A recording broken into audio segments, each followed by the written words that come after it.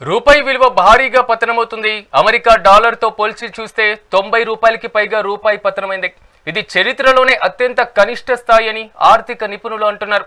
Reserve bank of India తాజాగా వడ్డీ రేట్లను తగ్గించడం కూడా రూపాయి విలువ పతనం అవ్వడానికి ఒక కారణంగా తెలుస్తుంది. దీనికి తోడు భారత స్టాక్ మార్కెట్ల నుంచి విదేశీ పెట్టుబడిదారులు తమ యొక్క డబ్బులను వెనక్కి తీసుకోవడం కూడా రూపాయి పతనం పైన ప్రధాన ఒత్తిడి పెంచింది. అలాగే ప్రపంచవ్యాప్తంగా డాలర్ విలువ బలపడడం వల్ల ఇతర దేశాల కరెన్సీలు కూడా భారీగా పతనమవుతున్నాయి.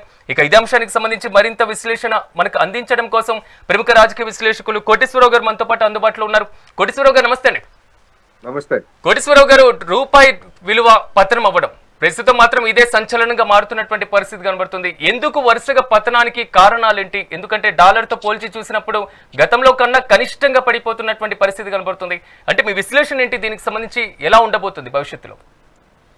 12 సంవత్సరాల క్రితం అంటే నరేంద్ర మోడీ గారు ముఖ్యమంత్రిగా ఉన్నటువంటి సమయంలో మన రూపాయి విలువ పడిపోవడం గురించి ఆయన పెద్ద ఎత్తున స్పందించారు.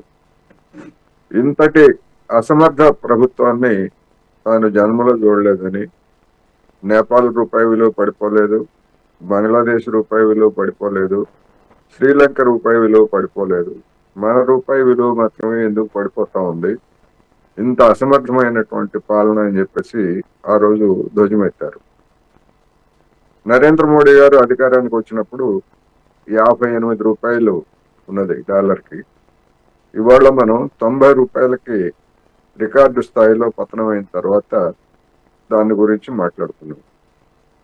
మరి ఒక్క రోజైనా ఇంత పతనమైన తర్వాత మీడియా దేశమంతా గగ్గోలు పెడుతున్న తర్వాత నరేంద్ర మోడీ గారు రూపాయి విలువ పతనం గురించి ఎందుకు మాట్లాడలేదు? ఒక్క మాట ఆయన నోటి ముత్యాలేం రాలిపోవు కదా, ఎందుకని మాట్లాడలేదు? దీని గురించి ఎందుకని దేశ ప్రజలకు వివరణ ఇవ్వట్లేదు?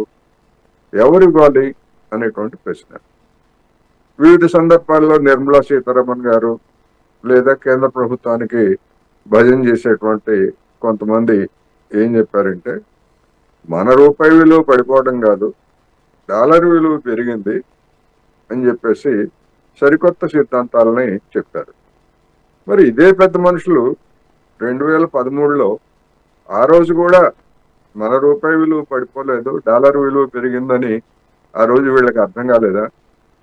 అంటే వాస్తవాన్ని ఆ రోజు వక్రీకరించారు, ఈ రోజు కూడా వక్రీకరిస్తున్నారు అనేటువంటిది మనం అర్థం చేసుకోవాలి. అందుకని దీని యొక్క ప్రభావాలు ఏ విధంగా ఉంటాయి ఏమిటి అనేటువంటిది మరోసారి దేశవ్యాప్తంగా ఇప్పుడు చర్చనీయాంశమైంది. ఇది మన దేశానికి, ముఖ్యంగా సామాన్య ప్రజలకి, మధ్యతరగతి వారికి ఇది పెనుభారాన్ని కలిగిస్తుందంటంలో ఎలాంటి సందేహం లేదు అనే వచ్చు.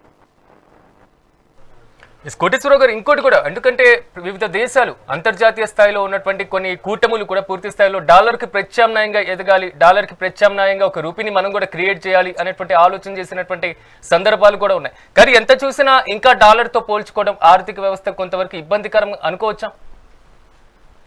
ఖచ్చితంగా డాలర్కి ప్రత్యామ్నాయంగా చూసుకోవడం వేరు, మన కరెన్సీ విలువని మనం నిలబెట్టుకోవడం వేరు. అయితే మరి మిగతా దేశాల కరెన్సీ విలువలు పడిపోవట్లేదా అంటే, మిగతా దేశాల కరెన్సీ విలువలు కూడా పడిపోతున్నాయి.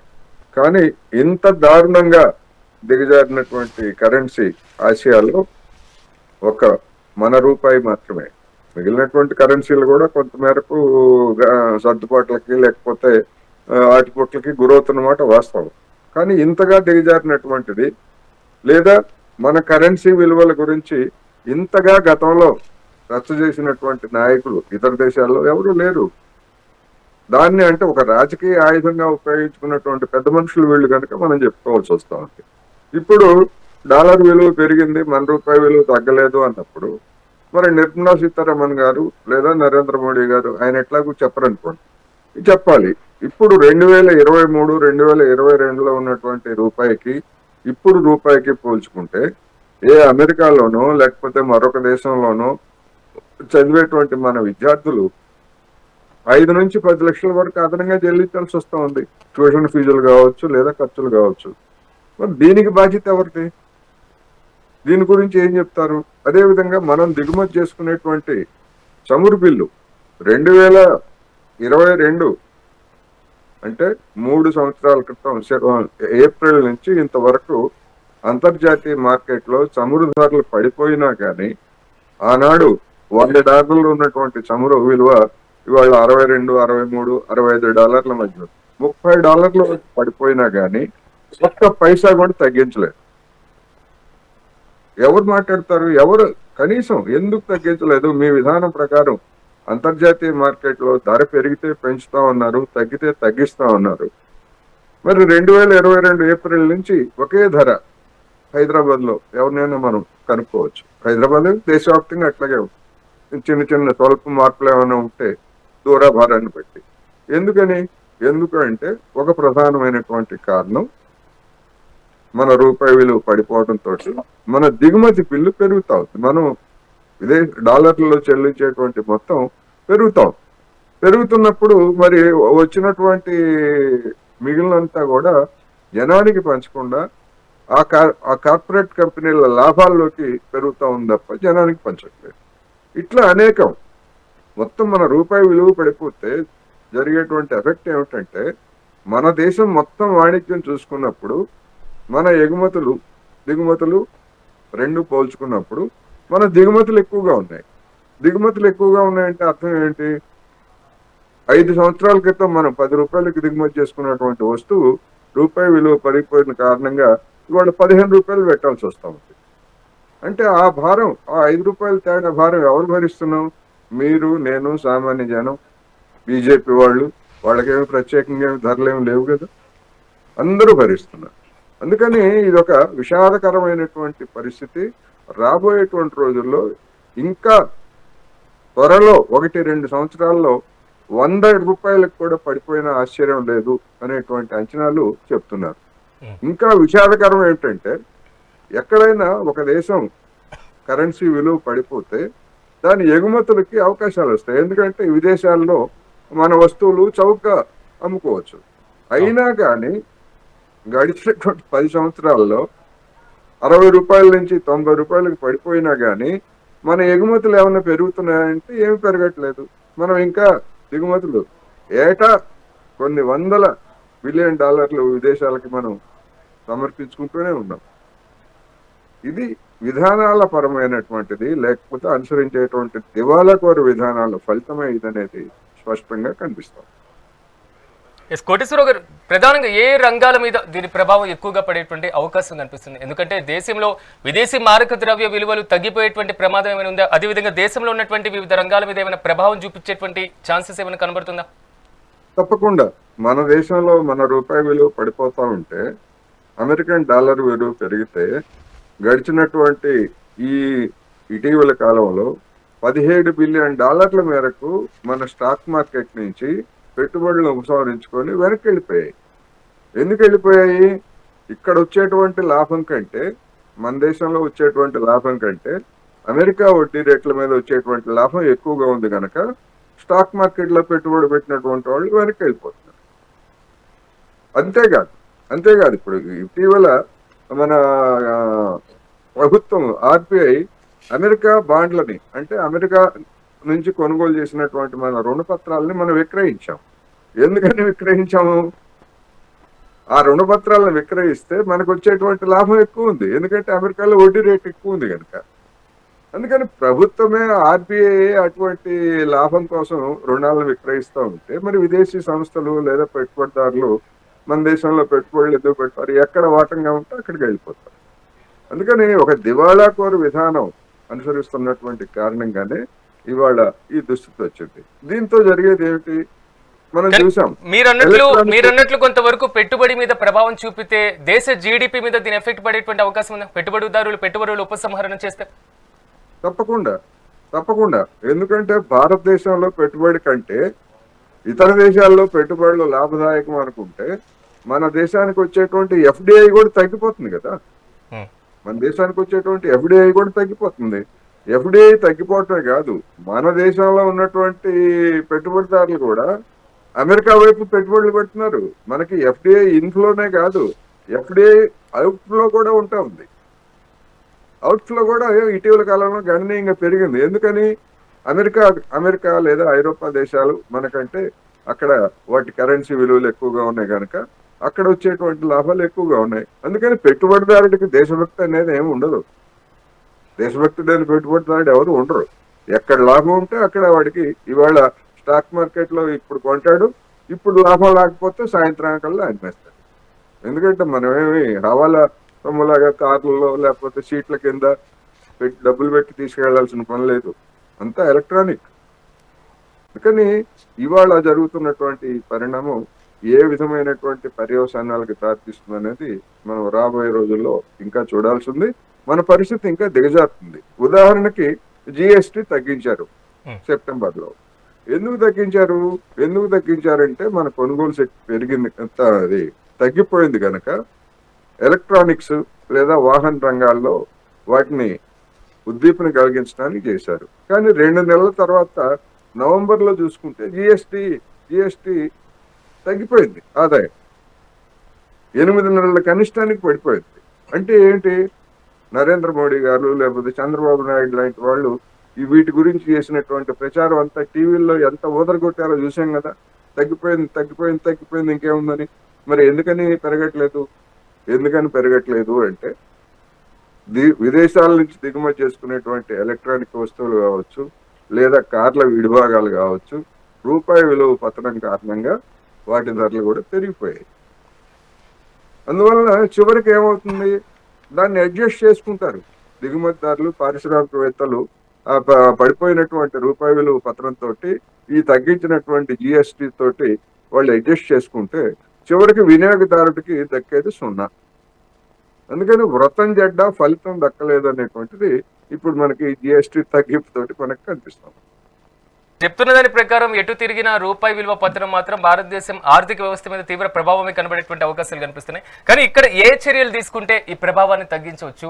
ప్రభుత్వాలు తీసుకోవాల్సినటువంటి తక్షణ చర్యలు ఏంటి? ప్రభుత్వం తక్షణ చర్యలు ఏదో వెంటనే ఇప్పుడు కొన్ని సందర్భాల్లో గతంలో ఆర్బీఐ ఏం చేసింది? డాలర్లని కొనుగోలు చేసింది, డాలర్లని కొన్ని సందర్భాల్లో అమ్మేసింది. అందుకని అవి తాత్కాలికమైనటువంటి చర్యలు తప్ప మొత్తంగా మన ఆర్థిక వ్యవస్థలో ఉన్నటువంటి బలహీనతని మనం పోగొట్టుకోకుండా ఈ రూపాయి కరెన్సీ అనేటువంటి దాన్ని మనం నిలుపుకోలేము. ఎందుకని? ఇప్పుడు చైనా మీద ఉన్నటువంటి విమర్శ ఏమిటి? చైనా మీద ఉన్నటువంటి విమర్శ వాళ్ళ యువాన్ విలువ ఎక్కువే ఉన్నప్పటికీ కావాలని తగ్గిస్తున్నారు అని చెప్పేసి చైనా మీద విమర్శ చేస్తున్నారు. కానీ మన దేశంలో ఉన్నటువంటి పరిస్థితి ఏమిటి? మనకు అంత సత్తా లేదు. ఒకటి, మనం గాలికి వదిలేసాం ఒక విధంగా చెప్పాలంటే. అందుకని ఇప్పుడు గాలికి వదిలేయటం కూడా కారణం ఏమిటి? ఎందుకు కారణం అంటే దిగజారిపోతున్నటువంటి ఎగుమతుల్ని పెంచుకోవాలంటే రూపాయి విలువ పతనం అయితే అది ఎగుమతిదారులకి లబ్ధి. ఆ విధంగానైనా మన ఎగుమతులు పెరిగాయి, మా హయాంలో మా గొప్ప చూడండి అని చెప్పుకోవడానికి నరేంద్ర మోడీ గారు ఈ రూపాయి విలువ పతనాన్ని మార్కెట్ శక్తులకు వదిలేసి చోద్యం చూస్తూ కూర్చున్నారు. ఇప్పుడు ఆ ఎగుమతులు పెరగలేదు, దిగుమతులు పెరిగిపోయాయి, ఈ విధమైనటువంటి. అందుకని ఇప్పుడు మన ఉదాహరణకి ఏం చేయాలన్నారు? ఇప్పుడు చమురు దిగుమతులు 10 సంవత్సరాల క్రితం భారతదేశంలో మనం కూడా కొంత చమురు ఉత్పత్తి చేస్తున్నాం. 10 సంవత్సరాల క్రితం ఉన్నటువంటి చమురు ఉత్పత్తికి ఇప్పుడు ఉన్నటువంటి చమురు ఉత్పత్తికి 10 ఏళ్ల కంటే ఇప్పుడు తగ్గిపోయింది. తగ్గకుండా ఏడాదికి పెంచుకుంటూ పోతా ఉంటే మన విదేశాల మీద ఆధారపడటం అనేటువంటిది తగ్గిపోతుంది. మన రూపాయలు మనకు మిగులుతాయి, జనానికి భారం తగ్గుతుంది. మరి ఎందుకని నరేంద్ర మోడీ సర్కారు చమురు ఉత్పత్తిని పెంచలేదు? ఈ 10 సంవత్సరాల్లో దిగజారింది. ఇంకా 10 ఏళ్ల క్రితం ఉన్నటువంటి ఉత్పత్తి కంటే, దేశీయ ఉత్పత్తి కంటే ఇప్పుడు దిగజారింది. మనం దిగుమతి చేసుకోవడం పెరిగింది. ఎందుకని నిర్లక్ష్యం చేశారు? మరి మేక్ ఇన్ ఇండియా అన్నారు, ఆత్మనిర్భరత అన్నారు, మనం ఇతరుల మీద ఆధారపడకుండా స్వయం సమృద్ధి సాధించాలని చెప్పారు కదా. మరి ఇంధన రంగంలో ఎందుకని ఈ విధమైనటువంటిది చేశారు అంటే సమాధానం చెప్పేవాటి వాళ్ళు లేడు. ఇట్లా అనేకమైనటువంటి అంశాలు ప్రభుత్వం ఎవరితోనో చర్చిస్తే, మేధావులతోనో ఆర్థికవేత్తలతోనో చర్చిస్తే అనేకమైనటువంటి పరిష్కారాలు చెప్తారు. కానీ వీళ్ళు ఏమైనా వింటున్నారా? వినేటువంటి లేదు, బుల్డోజ్ చేసేస్తున్నారు. అందుకని అసలైనటువంటి డాలర్లను కారణం ఒకవేళ ఒక- కొనుగోలు చేసిన ఆ, అది తాత్కాలిక పరమైనటువంటి ఉపశమనమే అంటున్నారు. ఎందుకంటే చేతులు కాలేక ఆకులు పట్టుకున్నట్లుగా ఇప్పుడు పరిస్థితి మారినటువంటి సిచ్యువేషన్. అయితే దీర్ఘకాలిక వ్యూహంతో ముందుకు వెళ్ళడంలో ఎక్కడ లోపించింది అంటారు ఇంత భారీ స్థాయిలో పతనం దిశగా అడుగులు వేయడానికి? దీర్ఘకాలిక అంటే మన దీర్ఘకాలికంగా గతంలో కాంగ్రెస్ ప్రభుత్వం అధికారంలో ఉన్నా లేదా మధ్యలో వచ్చినటువంటి వాజ్పేయి ప్రభుత్వం అయినా ఆ తర్వాత వచ్చినటువంటి మన్మోహన్ సింగ్ యూపీఏ పాలన అయినా ఇప్పుడైనా కానీ ఒక దివాళాకోరు ఆర్థిక విధానాలని అనుసరిస్తున్నారు. ఎవరు కూడా మన కరెన్సీని పటిష్టపరచడానికి ప్రయత్నించట్లేదు. ఎందుకు ప్రయత్నించట్లేదు అంటే మన కరెన్సీని ఇప్పుడు అమెరికా వాడి కరెన్సీ వాడికి కూడా ఉన్నాయి ఇబ్బందులు. అయినా కానీ ఎందుకు దాన్ని నిలబెడుతున్నాడు అంటే ప్రపంచ పెత్తనం సాగించడం కోసం అమెరికన్ డాలర్ యొక్క ప్రాధాన్యతను వాడు కంటిన్యూ చేస్తున్నాడు. కానీ మనకొచ్చేసరికి మనం ఎందుకని మన రూపాయి విలువను నిలబెట్టుకోవాలి? మన దిగుమతుల భారాన్ని మనం తగ్గించుకోవాలంటే మన రూపాయి విలువని మనం నిలబెట్టుకోవాలి. మరి ఎందుకని నిలబెట్టట్లేదు? వీళ్ళు నిలబెట్టేటువంటి విధానాలను అనుసరించాలి కదా. అనుసరించాలి అంటే దేశీయంగా మన ఉత్పాదక శక్తిని పెంచాలి, మన పారిశ్రామిక ఉత్పాదక శక్తిని పెంచాలి. ఇప్పుడు వీళ్ళు 100 కబుర్లు చెప్తారు. 2014లో పారిశ్రామిక ఉత్పత్తి మన జీడిపిలో పారిశ్రామిక ఉత్పత్తి 14-15% ఉంటే ఇవాళకి వచ్చేసరికి 13% దిగజారింది. ఎందుకని అంటే కబుర్లు తప్ప ఆచరణ ఏమీ లేదు. Make in India, made in India, లేకపోతే ఆత్మనిర్భరత, లేకపోతే PLI productive linked incentive scheme, ఇట్లాంటివన్నీ కబుర్లు చెప్పడం తప్ప చిత్తశుద్ధిగా అమలు జరిపినటువంటి పాపాన పోలేదు. ఎందుకని మన దగ్గర పిండి కొద్ది రొట్టె, మన ఎగుమతులు, మన వస్తూత్పత్తి పెరిగితేనే మన జీడిపి పెరుగుతుంది. మనం ఎంతసేపు ప్రభుత్వంతో నిమిత్తం లేకుండా ఇప్పుడు సర్వీస్ సెక్టర్ ఉంది, ఐటీ ఉంది. ఐటీ ప్రభుత్వం నరేంద్ర మోడీ గారు వచ్చినా రాకపోయినా ఐటీ ఆల్రెడీ అంతకు ముందే అభివృద్ధి అయింది. ఐటీ ఉత్పత్తులు ఎగుమతి చేస్తున్నాం. అది ఎవరు చేసినా చేయకపోయినా కానీ ప్రభుత్వం చేయాల్సింది ఏమిటి? పారిశ్రామిక వస్తూత్పత్తిని పెంచాలా లేదా? పారిశ్రామిక వస్తూత్పత్తిని పెంచాలంటే 2 రకాలు. ఒకటి అంతగా చదువు సంజలు లేనటువంటి మన జనాలకి ఉపాధి దొరుకుతుంది. రెండవది వస్తు ఎగుమతి మార్కెట్లో మన వాటా పెరుగుతుంది. పెరగటం ద్వారా మనం విదేశాల నుంచి మనం డాలర్లు కావచ్చు లేదా ఇతర కరెన్సీ కానీ సంపాదించుకోవచ్చు. దాన్ని ఉపయోగపెట్టుకోవాలి. అటువంటి ప్రయత్నాలు ఏమి లేవు కదా. అందుకని ఇది తాత్కాలికమైనటువంటి చర్యలతో పాటు దీర్ఘకాలికమైనటువంటి వ్యూహాన్ని కూడా అనుసరిస్తే తప్ప ఈ రూపాయి పత్రం ఆగదు అనేది మనకు అర్థమవుతుంది. ఖచ్చితంగా కోటేశ్వరరావు గారు, మీరు అన్నట్లుగా తాత్కాలికమే కాదు శాశ్వతం, అంటే కొంతవరకు దీర్ఘకాలికమైనటువంటి వ్యూహాలతో కూడా ప్రభుత్వం ముందే ఆలోచించుంటే కొంతవరకు ఈ రూపాయి విలువ భారీగా పతనం అవ్వకుండా చూసుకోవాల్సినటువంటి బాధ్యత కూడా ఉండేటువంటి అవకాశం కూడా ఉండేది. మీరు కూడా మాతో పాటు ప్రత్యేకంగా పార్టిసిపేట్ చేసి రూపాయి విలువ వల్ల కలిగేటువంటి నష్టాలు ఏ రంగాల మీద దీని ప్రభావం పడుతుంది అనేటువంటి దాన్ని విశ్లేషణ చేసినందుకు మీకు కూడా ప్రత్యేకంగా కృతజ్ఞతలు. సో మొత్తం మీద మాత్రం రూపాయి విలువ భారీగా పతనమవుతున్నటువంటి పరిస్థితి కనబడుతుంది. అమెరికా డాలర్తో పోల్చి చూస్తే మాత్రం 90 రూపాయలకి పైగా ప్రస్తుతం పతనం కొనసాగుతుంది.